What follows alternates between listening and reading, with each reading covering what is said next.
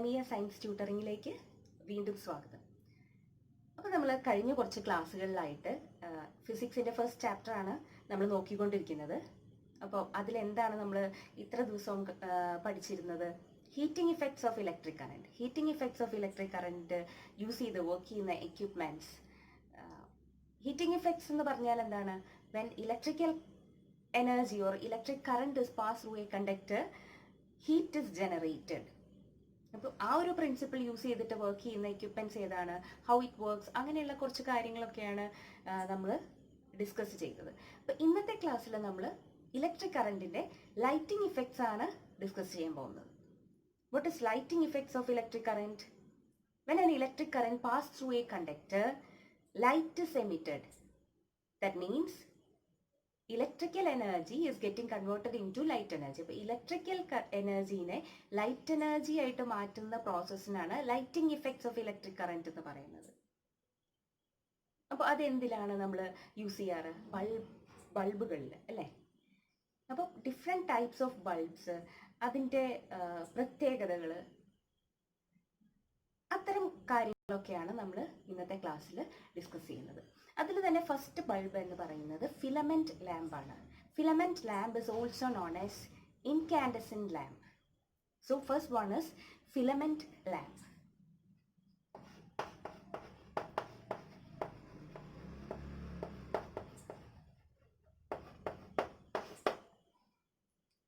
Filament lamp നിങ്ങളൊക്കെ കണ്ടിട്ടുണ്ടാവും. നമ്മൾ CFL ബൾബ്സും LED ബൾബ്സും ഒക്കെ യൂസ് ചെയ്യുന്നതിന് ഒരുപാട് നാൾ മുന്നേ യൂസ് ചെയ്തിരുന്നത് എന്താണ്? നമ്മുടെ ഫിലമെന്റ് ലാമ്പ്സ് ആണ്. ഫിലമെന്റ് ലാമ്പ് എന്ന് പറഞ്ഞാൽ ഒരു ഗ്ലാസിൻ്റെ ഔട്ടർ കവറിങ്, അതിൻ്റെ ഉള്ളിൽ ടങ്സ്റ്റൺ ഫിലമെന്റ് ആണ് ഉണ്ടാവുക. അപ്പം അതിൻ്റെ ഒരു ഔട്ടർ ഗ്ലാസ് കവറിങ് ഉണ്ടാവും. പിന്നെ 2 കോപ്പർ വയേഴ്സ്, അതിനെ കണക്ട് ചെയ്തിട്ടാണ് നമ്മുടെ ടങ്സ്റ്റൺ ഫിലമെന്റ്. ഇതാണ് നമ്മുടെ ടങ്സ്റ്റൺ ഫിലമെന്റ്.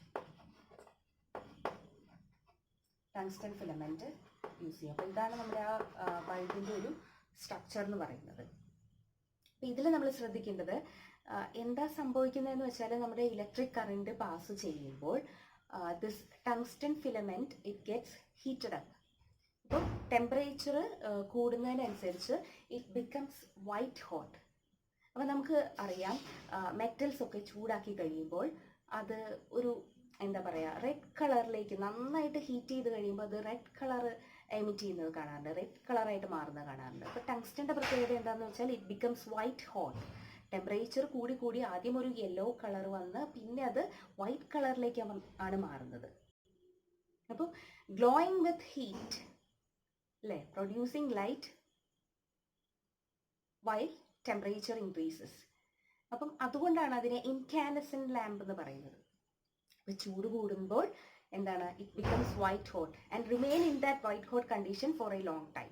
അപ്പോൾ കുറേ നേരത്തേക്ക് ആ ഒരു വൈറ്റ് ഹോട്ട് കണ്ടീഷനിൽ നിലനിൽക്കാൻ കഴിയുന്നു, അങ്ങനെ ലൈറ്റ് പ്രൊഡ്യൂസ് ചെയ്യാൻ പറ്റുന്നു. അതാണ് നമ്മുടെ ടങ്സ്റ്റൺ ഫിലമെന്റിൻ്റെ ഒരു പ്രത്യേകത. ഇനി ടങ്സ്റ്റൺ ഫിലമെന്റ് എന്തുകൊണ്ടാണ് ഫിലമെന്റ് ലാമ്പ്സിൽ ഉപയോഗിക്കുന്നത് എന്നുള്ളത്, അതിനൊരു 4 സ്പെസിഫിക് പ്രോപ്പർട്ടീസ് ഉണ്ട്. ആ 4 പ്രത്യേക പ്രോപ്പർട്ടീസ് ഉള്ളത് കൊണ്ടാണ് നമ്മൾ ടങ്സ്റ്റൺ ഫിലമെന്റിനെ ഇൻകാൻഡസെന്റ് ലാമ്പ്സിൽ അല്ലെങ്കിൽ ഫിലമെന്റ് ലാമ്പ്സിൽ യൂസ് ചെയ്യുന്നത്. അപ്പോൾ അത് എന്താണെന്ന് നമുക്ക് 1 by 1 ഒന്ന് നോക്കാം. ഫസ്റ്റ് വൺ എന്ന് പറയുന്നത് this tungsten filament it has high resistivity. എന്താണ് റെസിസ്റ്റിവിറ്റി? കറണ്ട് പാസ് ചെയ്യുമ്പോൾ അതിനെ പ്രതിരോധിക്കുന്ന പ്രോപ്പർട്ടിയാണ് എന്തെന്ന് പറയുന്നത്? റെസിസ്റ്റിവിറ്റി. അപ്പം ടങ്സ്റ്റൺ ഫിലമെന്റിന് ഹൈ റെസിസ്റ്റിവിറ്റി ആണുള്ളത്. First property, high resistivity. High resistivity. Then the next property is it has high melting point. Melting point എന്ന് പറഞ്ഞാൽ എന്താണ്? ടെമ്പറേച്ചർ കൂടുന്നതിനനുസരിച്ച് ഇത് നമ്മുടെ എന്താണോ മെറ്റൽ അത് ബ്രേക്കായി പോവുക, അതായത് മെൽറ്റ് ചെയ്തിട്ട് ബ്രേക്കായി പോവുക. അപ്പോൾ ആ ഒരു ടെമ്പറേച്ചറിനാണ് നമ്മൾ മെൽറ്റിംഗ് പോയിന്റ് എന്ന് പറയുന്നത്. The temperature at which it melts. അപ്പം മെൽറ്റിംഗ് പോയിന്റ് കൂടുതലായിരിക്കണം, കാരണം അതിന് ടെമ്പറേച്ചറിനെ വിത്ത്സ്റ്റാൻഡ് ചെയ്യാൻ പറ്റണം. അല്ലെങ്കിൽ എന്താണ്, കുറച്ച് ഹീറ്റഡ് അപ്പ് ആവുമ്പോഴേക്കും അത് ബ്രേക്കായി പോവും. അപ്പോൾ നമ്മുടെ ബൾബ് നാശമായി പോവും. അപ്പോൾ അത് പാടില്ല. അതുകൊണ്ടാണ് അതിന് ഹൈ മെൽറ്റിംഗ് പോയിന്റ് ഉള്ള ടങ്സ്റ്റൺ ഫിലമെന്റ് യൂസ് ചെയ്യുന്നത് അതിന് വേണ്ടിയിട്ടാണ്. അത് പെട്ടെന്ന് മെൽറ്റായി പോവില്ല, ബ്രേക്കായി പോവില്ല. അപ്പോൾ അതാണ് ടങ്സ്റ്റൺ ഫിലമെന്റിന്റെ സെക്കൻഡ് പ്രോപ്പർട്ടി. ഇനി മൂന്നാമത്തെ പ്രോപ്പർട്ടി എന്ന് പറയുന്നത്, okay, second property will write this here, high melting point.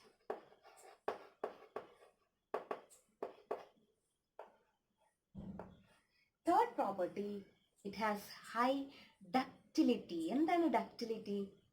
ഒരു സബ്സ്റ്റൻസ് ഡക്റ്റൈൽ ആണ് അല്ലെങ്കിൽ മെറ്റീരിയൽ ഡക്റ്റൈൽ ആണെന്ന് പറഞ്ഞാൽ എന്താണ് അതിൻ്റെ മീനിങ്? അതിനെ നമുക്ക് തിൻ സ്ട്രാൻഡ്സ് ആയിട്ട് ഇങ്ങനെ വലിച്ചു നീട്ടാൻ പറ്റും, അത് ബ്രേക്ക് ചെയ്യില്ല. അപ്പോൾ പെട്ടെന്ന് ബ്രേക്ക് ചെയ്യാൻ പാടില്ല നമ്മുടെ ഫിലമെന്റ് എന്ന് പറയുന്നത്. അപ്പം അതിന് ഡക്റ്റൈൽ ആയിട്ടുള്ള മെറ്റീരിയലാണ് യൂസ് ചെയ്യേണ്ടത്. അതുകൊണ്ടാണ് നമ്മൾ ഹൈ ഡക്റ്റിലിറ്റിയുള്ള ഹൈലി ഡക്റ്റൈൽ ആയിട്ടുള്ള ടങ്സ്റ്റൺ ഫിലമെന്റ് യൂസ് ചെയ്യുന്നത്. അതിനെ നമ്മൾ എത്ര വലിച്ചു നീട്ടിയാലും അത് ബ്രേക്ക് ആവില്ല. അപ്പോൾ അതാണ് high ductility. Third point is it has high ductility. ഇനി ടങ്സ്റ്റൺ ഫിലമെന്റിന്റെ ഫോർത്ത് പ്രോപ്പർട്ടി എന്ന് പറയുന്നത് നമ്മൾ ഓൾറെഡി അത് പറഞ്ഞു കഴിഞ്ഞതാണ്. എന്താണ്? It remains in white hot condition for a long time and emit light. അപ്പോൾ remains in white hot condition, അത് നമ്മൾ ഓൾറെഡി എക്സ്പ്ലെയിൻ ചെയ്ത് കഴിഞ്ഞു. അപ്പോൾ അതാണ് അതിന്റെ fourth property. Remains in white hot condition.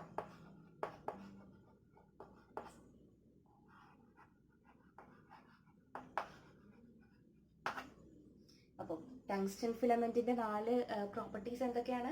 High resistivity, high melting point, high ductility and it remains in white hot condition for a long time. അപ്പോൾ ഈ 4 properties ഉള്ളത് കൊണ്ടാണ് സ്പെസിഫിക് ആയിട്ട് നമ്മൾ ടങ്സ്റ്റൺ ഫിലമെന്റിനെ ലാംപ്സിൽ യൂസ് ചെയ്യുന്നത്. ഇനി മറ്റൊരു കാര്യം നമ്മൾ ശ്രദ്ധിക്കേണ്ടത് എന്താണെന്ന് വെച്ചാൽ, നമ്മൾ യൂഷ്വലി ഇപ്പോൾ ഒരു ഗ്ലാസ് കവറിംഗ് എന്ന് പറഞ്ഞല്ലോ, അപ്പോൾ അതിൻ്റെ ഉള്ളിൽ നമ്മൾ ഗ്ലാസ് കവറിങ് വെച്ച് കഴിയുമ്പോൾ ഉള്ളിൽ എയർ ഉണ്ടാവും. ഈ എയർ എന്ന് പറയുന്നത് നമ്മുടെ ടങ്സ്റ്റൺ ഫിലമെന്റ് ഓക്സിഡൈസ്ഡ് ആവാനുള്ള സാധ്യതയുണ്ട്. ഹീറ്റ് ടെമ്പറേച്ചർ കൂടി കഴിയുമ്പോൾ അത് ഈ എയറുമായിട്ട് റിയാക്ഷൻ നടന്നിട്ട് ഓക്സിഡൈസ്ഡ് ആവാനുള്ള ചാൻസ് ഉണ്ട്. അപ്പോൾ അത് ഒഴിവാക്കാൻ വേണ്ടിയിട്ട് നമ്മൾ എന്ത് ചെയ്യും? ഇത് ഉണ്ടാക്കുന്ന സമയത്ത് തന്നെ അതിനുള്ളിലുള്ള എയർ നമ്മൾ ഇവാക്യുവേറ്റ് ചെയ്ത് കളയും. എയർ കംപ്ലീറ്റ് ആയിട്ട് കളഞ്ഞിട്ട് അതിൻ്റെ ഉള്ളിൽ നമ്മൾ ഇനേർട്ട് ഗ്യാസസിനെ ഫില്ല് ചെയ്യും. നിയോൺ അല്ലെങ്കിൽ അതല്ലെങ്കിൽ പിന്നെ നമ്മൾ യൂസ് ചെയ്യുന്നത്, യൂഷ്വലി നമ്മളിപ്പോൾ യൂസ് ചെയ്യാറുള്ളത് നൈട്രജൻ ഗ്യാസ് ആണ് ഫില്ല് ചെയ്യാറുള്ളത്. ഇനേർട്ട് ഗ്യാസസ് അല്ലെങ്കിൽ നൈട്രജൻ ഗ്യാസസിനെ ഫില്ല് ചെയ്യും. അപ്പോൾ എന്താണ്? പെട്ടെന്നൊന്നും അത് ഓക്സിഡേഷൻ നടക്കില്ല, റിയാക്ഷൻ ഒന്നും നടക്കില്ല. അപ്പോൾ ഓക്സിഡൈസ്ഡ് ആവാതിരിക്കാൻ വേണ്ടി നമ്മൾ എന്ത് ചെയ്യുന്നു? അതിനുള്ളിലെ എയറിനെ ഇവാക്യുവേറ്റ് ചെയ്ത് കളഞ്ഞിട്ട് will fill it with inert gases or nitrogen gas. അപ്പോൾ ഇനേർട്ട് ഗ്യാസ് അല്ലെങ്കിൽ നൈട്രജൻ ഗ്യാസിൻ്റെ പ്രത്യേകത എന്താണെന്ന് വെച്ചാൽ, നോർമൽ ടെമ്പറേച്ചറിലൊന്നും ഒരു പെർട്ടിക്കുലർ ടെമ്പറേച്ചർ വരെയൊന്നും അത് റിയാക്ഷൻ നടക്കില്ല, ഓക്സിഡൈസ്ഡ് ആവില്ല. ആ ഒരു പ്രത്യേകതകൾ കൊണ്ടാണ് ഇനേർട്ട് ഗ്യാസ് യൂസ് ചെയ്യുന്നത്. അപ്പോൾ നിങ്ങൾ വിചാരിക്കും nitrogen is not an inert gas, but still normal temperature and പ്രഷറിൽ nitrogen it acts as an inert gas, like an inert gas. അത് ഓക്സിഡൈസ്ഡ് ആവില്ല. അതുകൊണ്ടാണ് പിന്നെ ഇനേർട്ട് ഗ്യാസ് ബാക്കിയുള്ള ഇനേർട്ട് ഗ്യാസസിനേക്കാളും നമ്മൾ നൈട്രജൻ കൂടുതലായിട്ട് യൂസ് ചെയ്യാനുള്ള കാരണം ഇറ്റ് ഈസ് ഈസിലി അവൈലബിൾ. അതുകൊണ്ടാണ് നൈട്രജൻ യൂസ് ചെയ്യുന്നത്. അപ്പോൾ ഇത്രയൊക്കെയാണ് നമ്മുടെ ഫിലമെന്റ് ലാംപ്സ് അല്ലെങ്കിൽ ഇൻകാൻസെന്റ് ലാംപ്സിനെ പറ്റി നമുക്ക് പഠിക്കാനുള്ളത്. നമുക്കറിയാം ഈ ഫിലമെന്റ് ലാംപ്സ് ഇപ്പം അങ്ങനെ യൂസ് ചെയ്യുന്നില്ല. അത് യൂസ് ചെയ്യാനുള്ള കാരണം എന്താണെന്ന് വെച്ചാൽ അതിന് കുറച്ച് ഡിസഡ്വാൻറ്റേജസ് ഉണ്ട്. അതായത് നമ്മുടെ ഫിലമെന്റ് ലാമ്പിൻ്റെ പ്രത്യേകത എന്താണെന്ന് ഞാൻ പറഞ്ഞു. When electric current pass through it light emit ചെയ്യും. ഓഫ് കോഴ്സ് അതിൻ്റെ ഒപ്പം തന്നെ ഹീറ്റഡ് അപ്പ് ആവുന്നുണ്ട്. ടങ്സ്റ്റൺ ഫിലമെന്റ് പ്രൊഡ്യൂസ് ചെയ്യുന്നതിനോടൊപ്പം തന്നെ large amount of heat is released. അപ്പോൾ അതൊരു ഡ്രോബാക്ക് ആണ് ആക്ച്വലി ഫിലമെന്റ് ലാംപ്സിൻ്റെ. ഇനി മറ്റൊരു ഡിസഡ്വാൻറ്റേജ് എന്താണെന്ന് പറഞ്ഞാൽ അതിൻ്റെ എഫിഷ്യൻസി കുറവാണ്. അത് ഈ ഫസ്റ്റ് ഡിസഡ്വാൻറ്റേജുമായിട്ട് കണക്റ്റഡ് ആണ്. കാരണം നമ്മൾ സപ്ലൈ ചെയ്യുന്ന ഇലക്ട്രിക്കൽ എനർജിയിൽ കുറേ ഭാഗം ഹീറ്റ് എനർജി ആയിട്ട് നഷ്ടപ്പെട്ടു പോകുന്നു. അപ്പോൾ അവിടെ എഫിഷ്യൻസി കുറയാണ്. നമുക്ക് കംപ്ലീറ്റ് ആയിട്ടും ലൈറ്റ് എനർജി ആയിട്ട് അത് മാറ്റാൻ പറ്റിയാൽ മാത്രമേ ഒരു 10% എഫിഷ്യൻസി എന്ന് പറയാൻ പറ്റുള്ളൂ. പക്ഷേ അതിൽ ഒരു large amount of electrical energy is getting converted into heat energy. അപ്പോൾ അവിടെ എന്താണ് എഫിഷ്യൻസിൻ്റെ ഒരു ഇഷ്യൂ വരുന്നുണ്ട്. അപ്പോൾ ഈ രണ്ട് റീസൺ കൊണ്ടാണ് നമ്മൾ പിന്നെ ആ ഒരു ഫിലമെൻറ്റ് ലാംപ്സിൻ്റെ യൂസ് കുറഞ്ഞു വന്നത്. അതിനുശേഷം വന്നതാണ് നമ്മുടെ ഡിസ്ചാർജ് ലാംപ്സ്. അപ്പോൾ നമുക്കിനി ഡിസ്ചാർജ് ലാംപ്സിൻ്റെ പ്രത്യേകത എന്താണെന്ന് നോക്കാം. ഡിസ്ചാർജ് ട്യൂബ്സിൻ്റെ വർക്കിംഗ് എന്താണ്, what is the difference between a filament lamp and a discharge lamp. അപ്പോൾ അങ്ങനെയുള്ള കാര്യങ്ങൾ നമുക്കൊന്ന് ഡിസ്കസ് ചെയ്യാം. അപ്പോൾ different types of discharge lamps ഉണ്ട്. Sodium vapour lamp, arc lamp, fluorescent lamp, CFL, ഇതൊക്കെ ടൈപ്സ് ഓഫ് ഡിസ്ചാർജ് ലാംപ്സ് ആണ്. അതിൻ്റെ വർക്കിങ്ങിൽ ചെറിയ ചെറിയ മൈന്യൂട്ടായിട്ടുള്ള ഡിഫറൻസസേ ഉള്ളൂ. അപ്പം ഇൻ ജനറൽ ഡിസ്ചാർജ് ലാമ്പ് എന്ന് പറയുന്നത് ഗ്ലാസ് ട്യൂബ്സ് ആണ് അതിൻ്റെ മെയിൻ പാർട്ട് എന്ന് പറയുന്നത്. ഒരു ഗ്ലാസ് ട്യൂബ് ഉണ്ടാവും, അതിൻ്റെ ഉള്ളിൽ 2 ഇലക്ട്രോഡ്സ് ഉണ്ടാവും. ആ ഇലക്ട്രോഡ്സിനെ ഒരു ഹൈ പൊട്ടൻഷ്യൽ സപ്ലൈ വോൾട്ടേജിലേക്ക് കണക്ട് ചെയ്തിട്ടുണ്ടാവും. അപ്പം ഒരു ഗ്ലാസ് ട്യൂബാണ് ഉണ്ടാവുക. This is A glass tube. അതിൽ 2 ഇലക്ട്രോഡ്സ് ഉണ്ടാവും. And this electrodes will be connected to a high potential supply. Okay, like this. അപ്പോൾ ഇതാണ് ഡിസ്ചാർജ് ലാമ്പിൻ്റെ ഒരു ബേസിക് സ്ട്രക്ചർ എന്ന് പറയുന്നത്. ഒരു glass tube fitted with electrodes and high potential is applied for it's working. അപ്പോൾ ഈ glass ട്യൂബിൻ്റെ ഉള്ളിൽ different types of gases ആണ് നമ്മൾ ഫില്ല് ചെയ്യുന്നത്. നിയോൺ, ആർഗൺ അങ്ങനെയുള്ള ഗ്യാസസ് ഒക്കെയാണ്, സോഡിയം ഒക്കെ ഫില്ല് ചെയ്യുന്നത്. അപ്പോൾ ഇതിൻ്റെ വർക്കിംഗ് എന്താണെന്ന് വെച്ചാൽ, നമ്മൾ ഹൈ പൊട്ടൻഷ്യൽ അപ്ലൈ ചെയ്യുന്ന സമയത്ത് ഇതിലുള്ള gas molecules it gets excited to higher energy levels. അപ്പം ഇവിടെ നമ്മൾ കുറച്ച് ബേസിക് സ്ട്രക്ചർ പഠിച്ചിരിക്കണം. ഒരു ആറ്റത്തിൻ്റെ സ്ട്രക്ചർ എന്ന് പറഞ്ഞാൽ ഒരു ആറ്റം എപ്പോഴും സ്റ്റേബിൾ ആയിട്ടിരിക്കുന്നത് അതിൻ്റെ ഗ്രൗണ്ട് സ്റ്റേറ്റിലാണ്. ഗ്രൗണ്ട് സ്റ്റേറ്റ് എന്ന് പറഞ്ഞാൽ ഇപ്പം നമ്മുടെ ഒരു ആറ്റത്തിൻ്റെ എനർജി ലെവൽസിനെ നമുക്ക് കുറച്ച് എനർജി ലെവൽസ് ആയിട്ട് കൺസിഡർ ചെയ്യാം. അതിലേറ്റവും ഗ്രൗണ്ട് സ്റ്റേറ്റ്, ഈ ഗ്രൗണ്ട് സ്റ്റേറ്റിലാണ് ഏതൊരു ആറ്റവും ഏറ്റവും സ്റ്റേബിൾ ആയിട്ടിരിക്കുന്നത്. എവിടെയാണ്?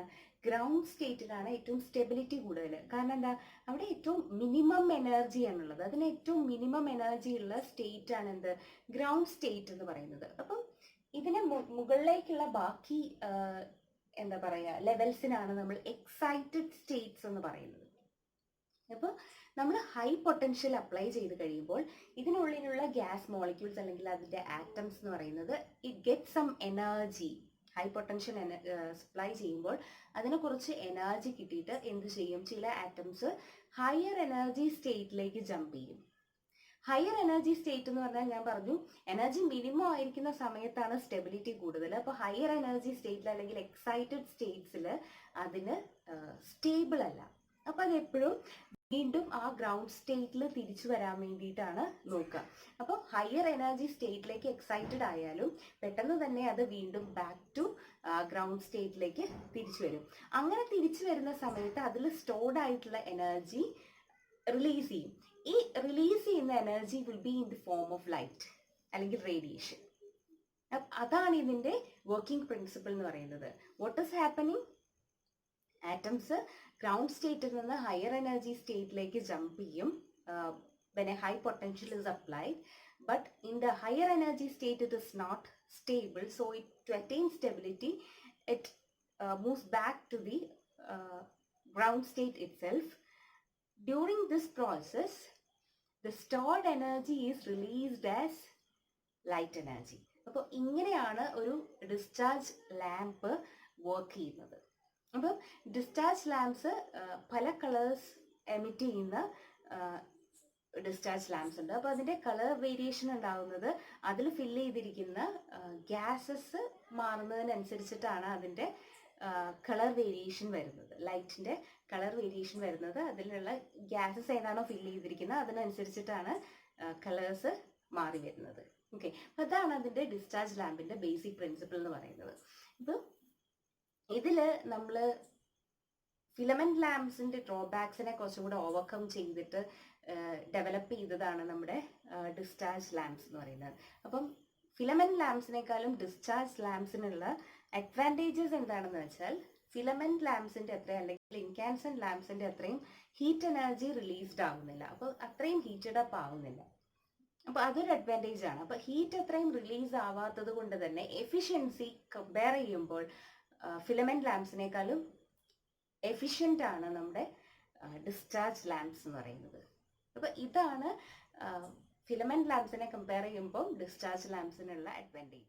ഫിലമെന്റ് ലാംപ്സും ഡിസ്ചാർജ് ലാംപ്സും ഒക്കെ കഴിഞ്ഞ് തേർഡ് ടൈപ്പ് ഓഫ് ലാംപ്സ് എന്ന് പറയുന്നത് നമ്മുടെ LED ബൾബ്സ് ആണ്. അപ്പം ഇപ്പോൾ നമ്മൾ കോമൺ ആയിട്ട് യൂസ് ചെയ്യുന്നത് LED ബൾബ്സ് ആണ്. കാരണം അതിന് ഒരുപാട് അഡ്വാൻറ്റേജസ് ഉണ്ട് comparing to filament lamps and discharge lamps. ഇപ്പം LED എന്ന് പറഞ്ഞാൽ അതിൻ്റെ full form light emitting diodes. അപ്പോൾ ഡയോഡ്സ് എന്ന് പറയുന്നത് ഇലക്ട്രോണിക്സ് സർക്യൂട്ട്സിൽ വരുന്നതാണ്. അപ്പോൾ നിങ്ങളത് പിന്നീട് പഠിക്കുന്നതാണ്. അപ്പം ലൈറ്റ് എമിറ്റിംഗ് ഡയോഡ്സ് ആണ്. അതിൻ്റെ കുറച്ചധികം പ്രത്യേകതകൾ കൊണ്ടാണ് നമ്മളിപ്പോൾ അത് വൈഡായിട്ട് യൂസ് ചെയ്യുന്നത്. ലോ പവർ കൺസംഷൻ, വളരെ കുറഞ്ഞ പവറിൽ പ്രവർത്തിക്കുന്ന ലാംപ്സ് ആണ് LED ബൾബ്സ്. പിന്നെ അതിൽ ഫിലമെന്റ്സ് ഇല്ല. അപ്പോൾ ഫിലമെന്റ് ഇല്ലാത്തത് കൊണ്ട് തന്നെ ഹീറ്റ് ആയിട്ട് ഒന്നും റിലീസ് ചെയ്ത് പോകുന്നില്ല. അപ്പോൾ ഹീറ്റ് ലോസ് അവിടെ ഉണ്ടാവുന്നില്ല. അപ്പം അതുകൊണ്ട് തന്നെ LED ലാംപ്സിന് ബാക്കി ലാംപ്സിനെ കമ്പയർ ചെയ്യുമ്പോൾ ലൈറ്റ് കൂടുതലായിട്ട് എമിറ്റ് ചെയ്യുന്നുണ്ട്. Comparing to CFL or other any type of lamps, light energy കൂടുതൽ റിലീസ് ചെയ്യുന്നത് LED ബൾബ്സിലാണ്. കാരണം ഫിലമെന്റ്സ് ഇല്ല. അപ്പോൾ ഫിലമെന്റ് ഇല്ലാത്തത് കൊണ്ട് ഹീറ്റ് എനർജി ലോസ് ഇല്ല, ഹീറ്റ് ലോസ് വരുന്നില്ല. ഹീറ്റ് ലോസ് വരാത്തത് കൊണ്ട് തന്നെ എഫിഷ്യൻസി വളരെ കൂടുതലാണ്, ഹൈ എഫിഷ്യൻസിയാണ്. അതാണ് നമ്മുടെ ഫോർത്ത് പോയിന്റ്, ഹൈ എഫിഷ്യൻസിയാണ് നമ്മുടെ LED ബൾബ്സിന്. പിന്നെ മറ്റൊരു പ്രത്യേകത എന്ന് പറയുന്നത് ഇതിൽ മെർക്കുറി വരുന്നില്ല. ബാക്കി CFL ലാംപ്സിൽ അത് ഡിസ്ചാർജ് ലാംപ്സിലൊക്കെ മെർക്കുറി വരുന്നുണ്ട്. അപ്പോൾ അത് എൻവയറമെന്റ് ഫ്രണ്ട്ലി അല്ല, എൻവയറമെന്റിന് ഹാംഫുൾ ആണ് മെർക്കുറി വരുന്നത്. ബട്ട് LED ബൾബ്സിൽ മെർക്കുറി ഇല്ല, അതുകൊണ്ട് തന്നെ ഇറ്റ് ഈസ് എൻവയറമെന്റ് ഫ്രണ്ട്ലി. ഇനി ലോങ് ലാസ്റ്റിംഗ് ആണ്. ഫിലമെന്റ് ഇല്ലാത്തത് കൊണ്ട് തന്നെ വളരെ ഈട് കിട്ടുന്ന ടൈപ്പ് ഓഫ് ലാംപ്സ് ആണ് LED ലാംപ്സ്. അതുകൊണ്ടാണ് ഇന്നത്തെ കാലഘട്ടത്തിൽ വൈഡായിട്ട് യൂസ് ചെയ്യുന്നത് LED ബൾബ്സ് ആണ്. കാരണം എഫിഷ്യൻസി കൂടുതലാണ്, പവർ കൺസംഷൻ കുറവാണ്, റേറ്റും വളരെ കുറവാണ്. നമ്മൾ ഇലക്ട്രോണിക് സർക്യൂട്ട്സ് ആണ് ഇതിൽ വരുന്നത്. വളരെ റേറ്റ് കുറഞ്ഞ് comparing to other lamps rate കുറവാണ്, പവർ കൺസംഷൻ കുറവാണ്, ലോങ് ലാസ്റ്റിംഗ് ആണ്. അങ്ങനെയുള്ള ഒരുപാട് അഡ്വാൻറ്റേജസ് ഉണ്ട് LED ലാംപ്സിന്. അപ്പോൾ ഇത്രയുമാണ് നമുക്ക് ഈ ചാപ്റ്ററിൽ ലൈറ്റിംഗ് ഇഫക്ട്സ് ഓഫ് ഇലക്ട്രിക് കറണ്ടിനെ പറ്റി പഠിക്കാനുള്ളത്. അപ്പോൾ നമ്മുടെ ഫസ്റ്റ് ചാപ്റ്റർ ഇവിടെ കംപ്ലീറ്റ് ആയിരിക്കുകയാണ്. നിങ്ങൾക്ക് ഇതുവരെ എടുത്തതെല്ലാം ക്ലിയർ ആണെന്ന് ഞാൻ വിശ്വസിക്കുന്നു. എന്തെങ്കിലും ഡൗട്ട് ഉണ്ടെങ്കിൽ കമൻറ്റ് ബോക്സിൽ ഇടുക. ഡൗട്ട്സ് എന്തെങ്കിലും ഉണ്ടെങ്കിൽ അല്ലെങ്കിൽ പ്രോബ്ലംസ് എന്തെങ്കിലും ഡൗട്ട് ഉണ്ടെങ്കിലൊക്കെ കമൻറ്റ് ചെയ്യുക. അപ്പോൾ അതിന് ഞാൻ റിപ്ലൈ തരുന്നതാണ്. ഇനി ആരെങ്കിലും ഈ ക്ലാസ് കാണുന്നവർ ഇതുവരെ സബ്സ്ക്രൈബ് ചെയ്തിട്ടില്ലാത്തവർ സബ്സ്ക്രൈബ് ചെയ്യുക. അതിനോട് ചേർന്നുള്ള ബെല്ലൈക്കൺ ക്ലിക്ക് ചെയ്യുക. എങ്കിൽ മാത്രമേ ഞാൻ ക്ലാസ്സസ് അപ്ലോഡ് ചെയ്യുന്ന സമയത്ത് നിങ്ങൾക്കത് നോട്ടിഫിക്കേഷൻ വരുള്ളൂ. അപ്പോൾ എല്ലാവരും തുടർന്നും വീഡിയോസ് കാണുക, ഫ്രണ്ട്സിനൊക്കെ ഷെയർ ചെയ്യുക. ഇനി അടുത്ത ചാപ്റ്ററാണ് നമുക്ക് കാണാനുള്ളത്, magnetic effects of electric current. അത് നമുക്ക് അടുത്ത വീഡിയോസിൽ പരിചയപ്പെടാം.